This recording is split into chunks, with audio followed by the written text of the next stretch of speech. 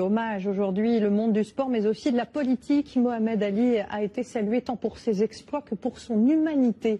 Jean-Pierre Ferret, Thomas Cruz et Julien Garel.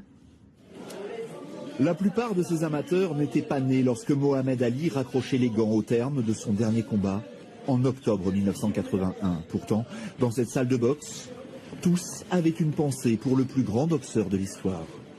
Nous, on n'a pas été celui qui nous a inspiré, que ce soit la boxe même pied-point ou la boxe anglaise. Mohamed Ali, c'est celui qui a inspiré, je pense, tous les boxeurs de la planète.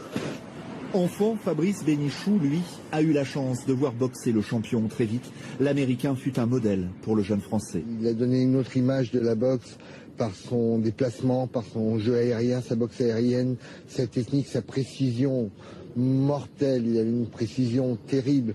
Il touchait une mouche en plein vol. C'était un phénomène, ce mec-là. Dans les années 70, la renommée d'Ali fut planétaire. Il côtoyait les plus grandes stars de l'époque, pour son talent sur les rings, certes, mais pas seulement. C'est vraiment une légende, un personnage comme il y en a plus, quoi. Et je pense qu'il y a quelques personnes comme ça qui ont marqué leur époque.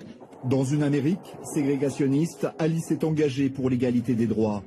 Barack Obama, premier afro-américain, président des États-Unis, lui a rendu un émouvant hommage. Il a été aux côtés de Martin Luther King et de Mandela. Il s'est élevé quand c'était difficile. Il a parlé quand d'autres ne le faisaient pas. En Australie, en Chine, en Allemagne, toutes les chaînes de télé ont salué la mémoire d'un boxeur devenu une icône planétaire.